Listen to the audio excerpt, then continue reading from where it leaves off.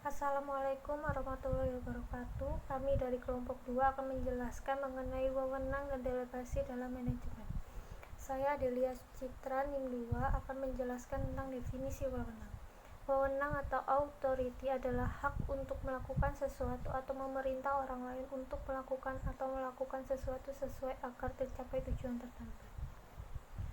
Dasar wewenang formal dua pandangan, yaitu satu pandangan klasik, yaitu wewenang adalah dianugerahkan. Wewenang ada karena seseorang diberikan atau dilimpahkan hal tersebut. Pandangan menganggap bahwa wewenang berasal dari tingkat masyarakat yang sangat tinggi dan kemudian terjadi. 2. Pandangan penerimaan, yaitu menyatakan bahwa wewenang seseorang menghasilkan jika hal-hal yang diterima oleh kelompok atau individu kepada orang yang berwenang dan tidak tergantung pada penerima. Selanjutnya akan dilanjutkan penjelasannya oleh teman saya. Baik, selanjutnya saya Cindy Cintania Amarta akan menjelaskan tentang jenis-jenis wewenang. Jadi jenis-jenis wewenang ini ada 3, yaitu wewenang lini, line authority, wewenang staff authority, dan wewenang fungsional, functional authority. Untuk wewenang lini sendiri, line authority ini berwenang untuk mengambil keputusan dan berkuasa, serta bertanggung jawab langsung untuk merealisasikan keputusan. Seperti itu.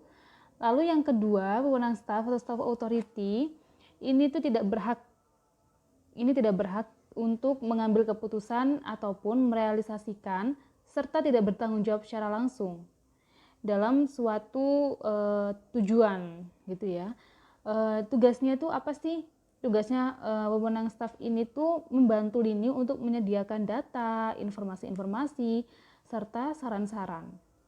Lalu selanjutnya yaitu wewenang fungsional, functional authority. Ini wewenang anggota staf departemen untuk mengendalikan aktivitas departemen lain. Lalu selanjutnya adalah sumber konflik lini dan staf, antara lini dan staf. Ini yang pertama yaitu perbedaan umur dan pendidikan. Ini mungkin sering terjadi ya karena perbedaan umur ataupun pendidikan. Yang satunya merasa bahwa umurnya lebih dewasa, jadi bisa kadang-kadang terjadi konflik gitu, ataupun pendidikannya yang satunya lebih tinggi dan yang satunya lagi lebih rendah, itu juga bisa jadi konflik juga. Lalu selanjutnya yaitu perbedaan tugas. Nah, perbedaan tugas ini tuh jadi orang staf itu lebih sering dalam menggunakan bahasa atau istilah yang tidak dapat dipahami atau kurang dipahami oleh orang lini. Jadi sehingga orang lini itu menganggap bahwa saran mereka itu tidak dapat direalisasikan atau tidak dapat diterapkan. Seperti itu. Lalu selanjutnya itu perbedaan sikap. Nah, perbedaan sikap ini bahwa orang staf itu biasanya itu lebih cenderung memberikan perintah-perintah kepada orang lini untuk membuka eksistensinya, sehingga orang lain itu juga selalu curiga bahwa orang staf itu ingin memperluas kekuasaannya. Lalu selanjutnya itu perbedaan posisi. Nah, perbedaan posisi ini permasalahan ini terjadi karena bisa jadi manajemen atasnya atau atasannya itu tidak mengkomunikasikan secara jelas luasnya wewenang staf dalam hubungannya dengan ini. Jadi terjadilah kesalahpahaman antara lini dan staf. Assalamualaikum warahmatullahi wabarakatuh. Perkenalkan, nama saya Neva Madinatul Amalia NIM 19. Di sini saya akan melanjutkan presentasi dari Cindy. Suatu kekuasaan sering dicampur adukan dengan wewenang, padahal keduanya sangatlah berbeda.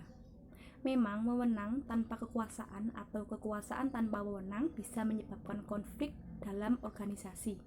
Karena wewenang adalah hak untuk melakukan sesuatu kekuasaan, sedangkan kekuasaan adalah kemampuan untuk melakukan hak tersebut yang bisa mempengaruhi suatu individu, kelompok maupun keputusan. Kemudian menurut Amitai Etzioni, seorang pemimpin dapat mempengaruhi perilaku dari hasil. Yang pertama, kekuasaan posisi atau position power merupakan kekuasaan yang didapat dari wewenang formal suatu organisasi. Kedua, kekuasaan pribadi atau personal power merupakan kekuasaan di lain pihak.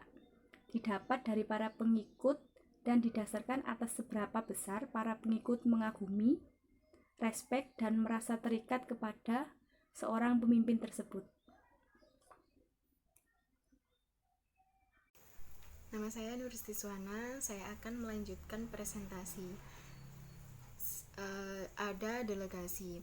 Delegasi itu merupakan pemberian wewenang formal kepada orang lain dengan kekuasaan yang sah dan tanggung jawab untuk melaksanakan aktivitas tertentu. Jadi, pendelegasian wewenang oleh manajer kepada karyawan itu sangat perlu karena agar organisasi dapat berfungsi secara efisien dan tidak seorang manajer pun yang dapat menyelesaikan sendiri atau melakukan supervisi menyeluruh terhadap semua hal yang terjadi dalam organisasi. Jadi mendelegasikan itu berarti memaksimalkan efektivitas karyawan, mempercepat pengambilan keputusan, dan dapat membuat keputusan yang lebih baik. Karena sejatinya manusia itu tidak dapat hidup tanpa bantuan orang lain.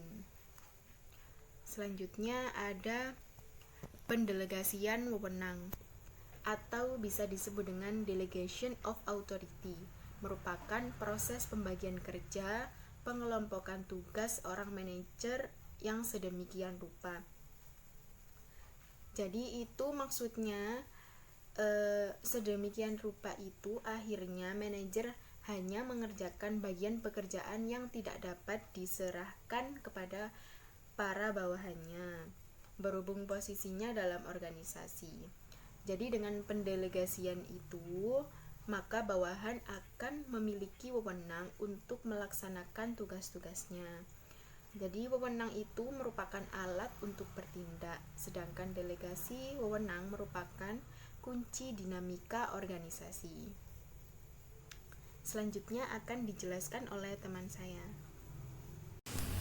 Saya Rasid Abisandi akan melanjutkan presentasi. Ini delegation of authority is the key of organization. Kegagalan-kegagalan yang terjadi dalam manajemen sebagian besar disebabkan oleh gagalnya pendelegasian wewenang. Seorang pemimpin dikatakan efektif jika ia dapat melaksanakan pendelegasian itu secara tepat. Tanpa adanya pendelegasian ini, organisasi tidak maju atau tidak bergerak karena tidak adanya kegiatan yang dilakukan oleh para pegawai dalam perusahaan yang diarahkan kepada tercapainya tujuan perusahaan. Selanjutnya ada asas-asas pendelegasian wewenang. Yang pertama, asas delegasi atau hasil yang diharapkan. Dalam hal ini, memperhatikan hasil yang diperoleh dari pemberian wewenang itu harus disesuaikan dengan adanya jaminan kecakapan dan keterampilan untuk mencapai hasil yang diharapkan. Wewenang harus didelegasikan tidak berlebih-lebihan, tetapi hanya sebesar yang diperlukan untuk mencapai hasil yang diharapkan tersebut. Yang kedua ada asas penentuan fungsi atau kejelasan tugas. Asas penentuan tugas-tugas yang dilakukan oleh para manajer bagi para bawahan harus secara jelas disertai hasil yang diharapkan.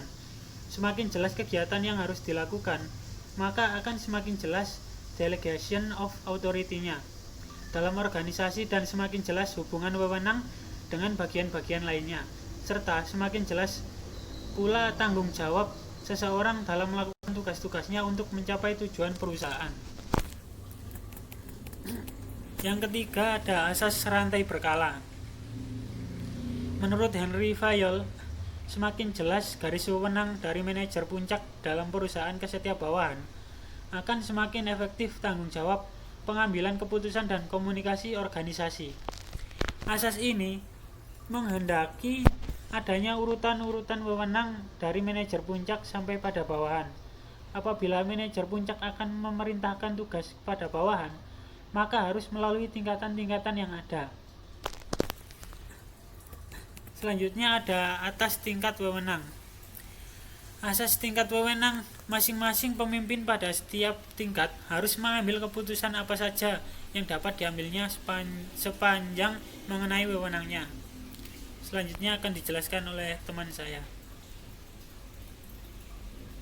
Assalamualaikum warahmatullahi wabarakatuh. Saya Muhammad Faisal Rito. saya akan meneruskan presentasi dari teman saya tentang asas-asas pendelegasian wewenang. Yang urutan ke E, asas kesatuan komando atau Principal Unity of Command, yaitu setiap bawahan harus diusahakan agar hanya menerima perintah dari seorang atasan saja, tapi setiap atasan dapat memerintah lebih dari seorang bawahan. Selanjutnya, urutan yang ke F, asas kemutlakan tanggung jawab atau Principle of Absoluteness of Responsibility, yaitu setiap pemimpin yang menerima wewenang mutlak harus tanggung jawab kepada atasan mengenai wewenang yang dilaksanakannya. Urutan yang G, asas keseimbangan antara wewenang dan tanggung jawab atau Parity of Authority and Responsibility, yaitu pemimpin yang memberikan wewenang berdasarkan asas ini tidak boleh menuntut tanggung jawab lebih dari wewenang yang diberikan kepada bawahan atau tidak boleh menuntut tanggung jawab lebih dari hasil yang diharapkan. Urutan yang ke H, asas pembagian kerja atau division of work, yaitu untuk yang berfungsi untuk organisasi hendaknya melakukan distribusi pekerjaan, karena tanpa adanya pembagian kerja, manajemen tidak berarti apa-apa. Semua tugas akan langsung dilakukan oleh pemimpin. Urutan yang ke I, asas efisiensi, yaitu pemimpin akan lebih leluasa melaksanakan tugas-tugas penting daripada melaksanakan hal-hal yang dapat dikerjakan oleh bawahan. Delegasi yang efektif. Delegasi akan mendapatkan kesempatan yang lebih baik untuk berhasil bagi semua pihak yang terlibat kalau mereka memilih bekerja sama untuk membangun rasa saling percaya. Ini adalah salah satu situasi yang mana etika terlibat dalam aktivitas sehari-hari organisasi. Sekian presentasi dari saya, selanjutnya akan diteruskan oleh teman saya. Saya Nurul Izzati Aziza, NIM 1961206035 akan melanjutkan presentasi.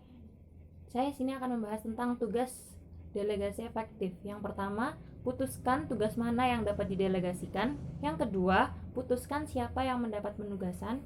Yang ketiga, siapkan sumber daya yang memadai untuk melaksanakan tugas yang didelegasikan.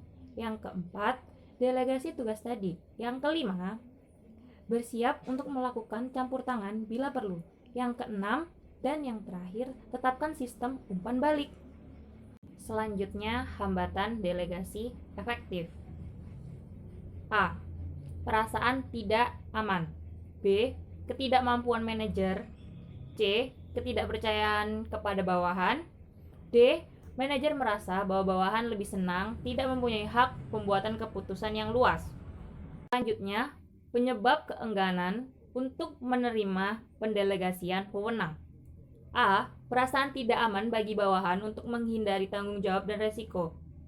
B. Bawahan takut dikritik atau dihukum karena berbuat kesalahan. C. Bawahan tidak dapat cukup rangsangan untuk beban tanggung jawab tambahan. D. Bawahan kurang percaya diri dan merasa tertekan bila dilimpahkan wewenang pembuatan keputusan yang lebih besar.